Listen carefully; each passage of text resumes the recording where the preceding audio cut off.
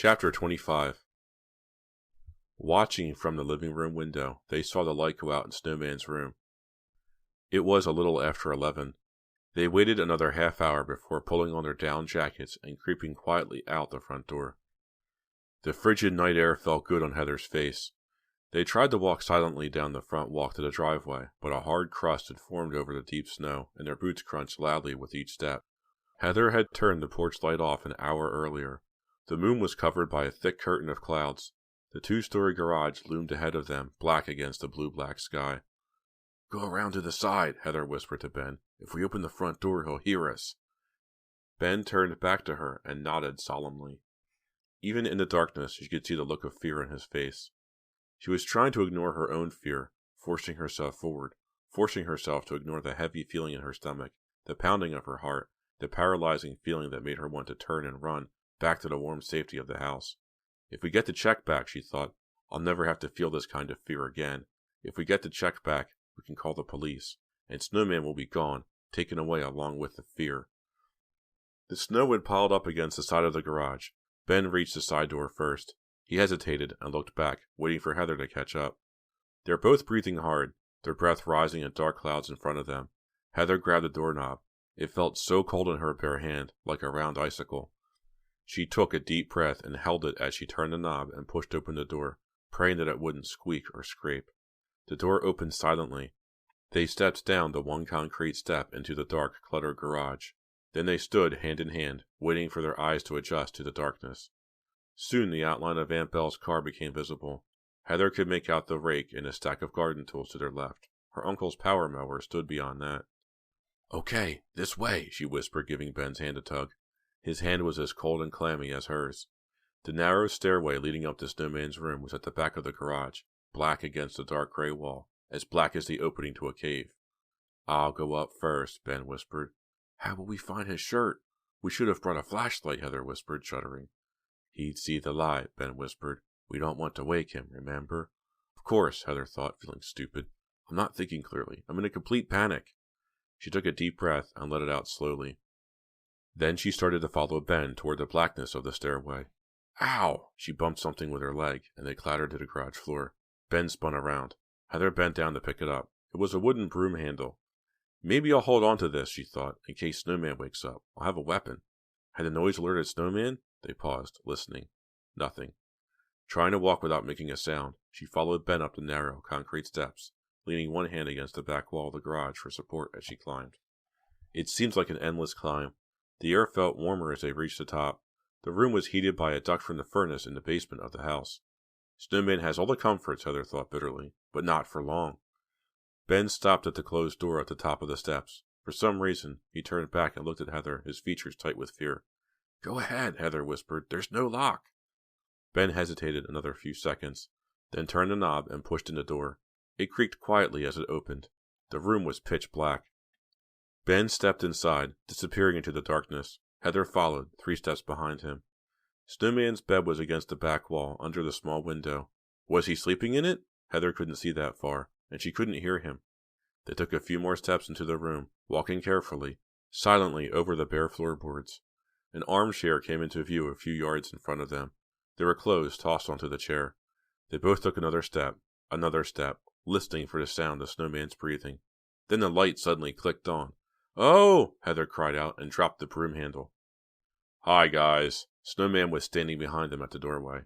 He must have heard them coming up the stairs. He must have been lying in wait for them. Ben took a step toward him. Snowman had an iron tire jack in his hand. He raised it high and then brought it down hard on Ben's head. It made a horrifying thud as it connected. Ben didn't make a sound as he slumped to the floor. Then Snowman came after Heather. Chapter 26. "Where are you taking me?" "Shut up, Heather. Don't ask questions." Snowman slammed down hard on the gas pedal, and Heather's car roared forward over the slick, icy road. Heather's hands were tied behind her, the rope so tight it hurt every time she tried to move. With Ben unconscious on the floor of his room, Snowman had grabbed her, tied her hands, then forced her out of the garage and into the house to get her bag with the car keys, covering her mouth with his gloved hand to keep her from screaming to her aunt. Then he had shoved her roughly into the passenger seat of her car and climbed behind the wheel. Now they were speeding on North Road, past dark houses and silent, empty streets. Snowman stared straight ahead, his face calm, expressionless. Only his eyes revealed any emotion at all, and to Heather's horror, that emotion was excitement. "Let me go, Snowman. I won't tell anyone about this," Heather said, not recognizing her high-pitched, frightened voice. She struggled to free her hands, but it hurt too much to move them. Snowman stared straight ahead out the windshield. He didn't reply. "Really, Snowman, I'll pay you. Any amount you want. Just let me go, please." "Shut up," he muttered under his breath. He slammed on the brakes. The car squealed and skidded to a stop. Heather peered out the window. The glass was entirely fogged. She couldn't see anything. "Where are we, Snowman? Please? Where are we?" He didn't answer. He climbed out and slammed his door. A few seconds later, he was pulling her roughly out of the car. It took a few seconds for her eyes to adjust to the darkness. Then she recognized the place. Swan Park. "Snowman, let go of me. Please, I'll pay you. I can pay you any amount. Please." She was too frightened to think clearly. Where was he taking her? Why was he pulling her so hard? He dragged her up the sloping, snow-covered hill, then toward the woods. "Snowman, please!" "Our favorite spot," he said quietly, calmly. He pulled her faster, both hands around her arm. She couldn't resist. If she tried to pull back, the rope around her hands cut into her wrists. "Our secret spot," he said, a strange smile on his face. "Our own secret spot. No one will find you here, Heather. No one can interrupt us now." He pulled her to the circular clearing in the woods, the clearing where they had built their snowman. There was no sign of the snowman now. The small, hidden clearing was filled with fresh snow. It's so dark, and so still, so unreal, Heather thought. What's he going to do to me now? "Let me go," she said, giving it one last try. "I'll give you all the money I have. I promise, and I won't tell anyone about anything. Please, Snowman." He turned to her, that same strange smile on his face. "Heather, you're such a bad little liar." He moved closer, lowering his head. He's going to kiss me, she thought, but then she felt a stab of pain, blinding, throbbing pain on the back of her head, and everything faded to black. Chapter 27. Heather opened her eyes, but everything remained black. "I'm blind," she thought. The back of her head throbbed with pain. "He hit me over the head, and now I'm blind." "No." She tried to move. Couldn't. "I'm not blind. I'm inside something. I'm wrapped inside something?" She tried to move her hands, but the shock of pain made her stop. They were still tied. Her feet were tied too, she realized. "Where am I?" It was hard to breathe. The air was cold but stale. "I'm not blind. I'm not blind. I'm not blind? And I haven't gone crazy. He's wrapped me in something hard and cold, and I can't move, can't break out." She heard a scraping sound from somewhere outside the shell she was in. She could feel tapping and pounding on her back. A familiar thudding sound. The sound of snow being packed. It was so cold, so dark in here. And suddenly, she realized where she was. I'm packed in snow. He's packed me in snow. I'm inside a snowman. He's crazy. He's truly crazy. Who would think of such a thing? It's impossible. Impossible, but Heather knew it was true. She could feel Snowman putting on the finishing touches, packing the snow more tightly around her. I'm a living mummy, a living snow mummy, but not for long. Soon the air will be gone. Soon I'll be a dead snow mummy, and no one will find me. No one will look in this clearing. No one knows about this clearing, and no one could see me anyway, until the snow melts. No one will find my body until the snow melts. My frozen body. No! She had to move, had to push her way out. She tried leaning forward. Maybe she could fall forward, fall out of it. No, it was packed too tightly. She couldn't move at all. Snowman seemed to have left. She couldn't hear him. She couldn't feel him packing on more snow. I've got to get my hands free, she thought. I've got to ignore the pain and get my hands free. Then maybe I can push my way out. She tried twisting her wrists. It hurt so much. The rope was wet now, and it cut even more painfully. Think, Heather. Try to think clearly. What can you do? What can you do to free yourself? She took a deep breath, inhaling the stale, frozen air, and fought the panic back. She listened. Was he still there? Was he standing there admiring his snowman, his living snowman? Or had he driven away in her car, left her there to suffocate and freeze? No, I won't die here. I won't die inside this thing. Ignoring the searing pain, she twisted her wrists from side to side. Oh! It was so cold. So dark and so cold. To her surprise, the rope seemed to give a little. Ow! She twisted the wrist a little harder, a little faster. Yes, the rope was definitely slipping. Yes, she was loosening it. Yes, she could feel it move. A few seconds later, her right hand was free. She moved the fingers, trying to exercise the numbness from them. Then she tried to raise her arm. No room. She couldn't move it. The snow was packed so tightly she couldn't raise it. Then she remembered the lighter in her jeans pocket, the butane lighter she always carried. Could she reach it? If so, maybe she could burn her way out of the snowman, or at least melt enough snow to be able to push through it. There was so little room to move in. It was so cold, so dark, but she didn't care about that now. She was close to getting out. She knew that. With just a little more effort, with just the right effort, she could get out. And I will get out, she told herself. And yes, her hand was in her jeans pocket. And yes, it gripped the butane lighter. And yes, she managed to pull it out of the pocket, and raised it just a little, and pointed the head of the lighter away from her and toward the snow. No! She almost dropped it. Gripping it more tightly, she fumbled it toward the snow again, and moved her finger up to the top. She closed her eyes, even though she couldn't see anything anyway, and hoping against hope, hoping with all her strength, flicked the lighter. It didn't work. Chapter 28. Oh, please, please light! She hadn't tried a lighter in years. It was probably completely dry as her hopes, as dead as her future. Gasping in the stale air of her frozen prison, she flicked the lighter again. Please, please, light! No, it didn't work. About to give up, she flicked it one more time. This time it flamed. She saw the flaring light, then felt the heat of it. She held it against the snow till it burned through, leaving a small hole. Then she raised it a bit, and the hole enlarged. When it was big enough, she clicked off the lighter, gripping it tightly in her fist. Raised her arm and pushed her fist through the snow. Yes! One side of the snowman crumbled away. She frantically pushed snow out of the way, breathing deeply, uttering low cries of happiness, of relief. I'm out! I'm free! I did it! Now to untie my feet. Oh, you! She wasn't free yet. Snowman stood watching her, his dark eyes cold and calm, his hands in his overcoat pockets. She wanted to cry out, scream at him, but her breath caught in her throat. He shook his head. Looks like I have to kill you the hard way, he said, his voice soft, nonchalant.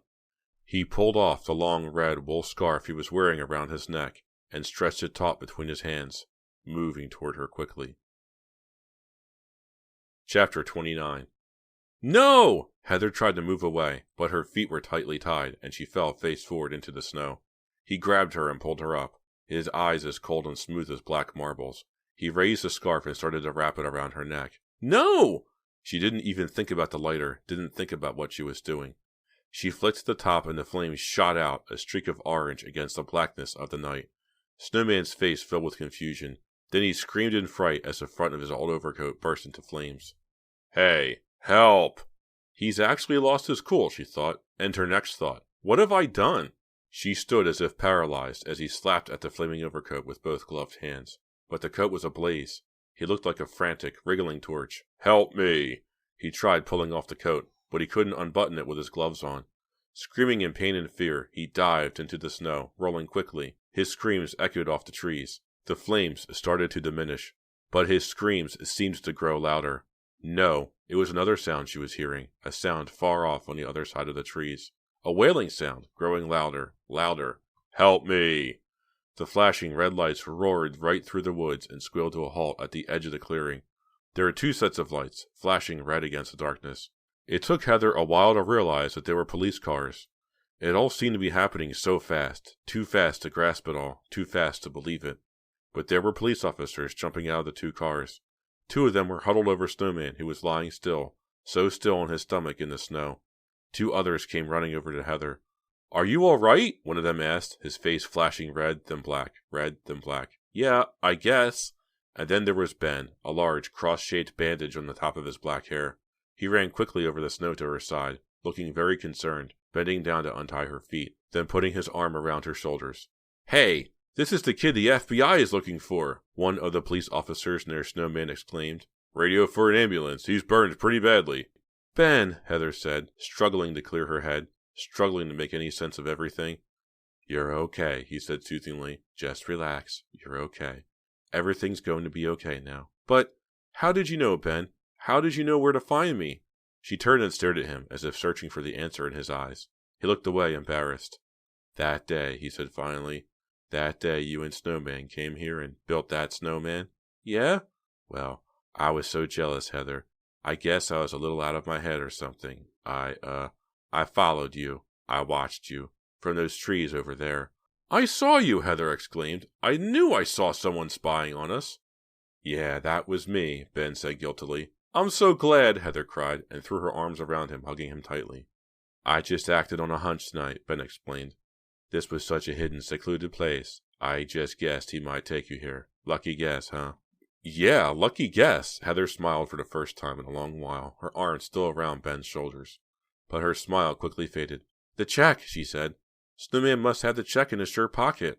They hurried over to where Snowman was lying, unconscious. The police officers had carefully rolled him onto his back. The entire front of his overcoat was burned away, the material tattered and blackened. The front of his shirt was also burned completely away. The check had burned up with it. He'll be okay. The burns look like they're all superficial, one of the police officers told Heather. Can I go home now? Heather asked. I guess. I can see you've had a rough night. Your boyfriend there has already told us some of it on the way over here, but I'll need to get your story first thing in the morning. Heather agreed and, suddenly feeling exhausted, started toward the car, Ben gently guiding her, his arm around her waist.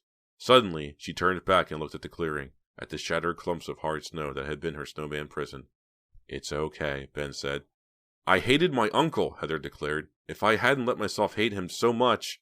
You can't blame yourself, Ben said. She turned back to Ben. It's like I was frozen with hate, but not anymore. Not ever again. Ben pulled her close. You are getting warmer, he said. This was one time she didn't laugh at one of Ben's jokes. Instead, she groaned and gave him a hard but playful shove. Then, leaning against each other, they made their way over the smooth, pale snow to her car. This concludes a Nightfall Audiobooks production of The Snowman by R.L. Stine, a point horror novel. I'm Chris Ebinger, and thank you for listening to the Nightfall Audiobooks production of The Snowman by R.L. Stine. I like this book. I read it a bunch when I was a kid, and I remember the ending very clearly being that Heather was encased in a snowman and she used a lighter to burn her way out. That is extremely unlikely. This lighter was a relic from her dad, and it was something that she kept close to her. It's years and years old. Lighters don't really retain their usefulness that long. You might get a year or two out of them. Not like several years without flicking the thing and getting it to work. That it worked in a wet environment and a cold environment like that, it's just pure fiction. I mean, it's probably likely, but maybe like 5% likely in this scenario. And the snow must not have been packed too tightly around Heather because she was able to get her hand free, get it into her pocket, and pull the lighter out, and make it all work. So she must have had like, I don't know, 1.5 foot worth of wiggle room in there. So that means the snow was starting to melt by the time she was able to move around, which is possible because she's 98 degrees Fahrenheit, because that's what her body temperature should be. It makes for a really cool ending and a really neat way to kill somebody, but it's extremely unlikely in a real-world scenario. One of R.L. Stine's favorite tropes is the teenager shoulders the problem and has to do it alone and completely ignores the advice of all their friends and does not call the police. In this scenario, the police would have helped out tremendously. It's Heather's word against Snowman's, and since he didn't cash the check, it wasn't exactly a policy. It wasn't what he thought it was. She could have told the police, I met this guy, he came into the restaurant where I worked, he told me his brother was sick, I had money laying around, I gave it to him on good faith, and then he killed my uncle, and now he's blackmailing me. That happens all the time. Blackmail occurs all the time. They would have believed that scenario. That's not so unlikely. But characters just don't do that in R.L. Stine novels. They have to fix it for themselves. And usually it ends up like this, completely broken and you're stuck inside a snowman, trying to burn your way out with a very old Bic lighter. So thank you very much for listening. I hope you enjoyed it. If you want to get in touch with me, I'm on Twitter at NightfallAudio. You can drop me an email, nightfallaudiobooks@gmail.com, or on YouTube at Nightfall Audiobooks. Thank you very much for listening, and I will see you next time.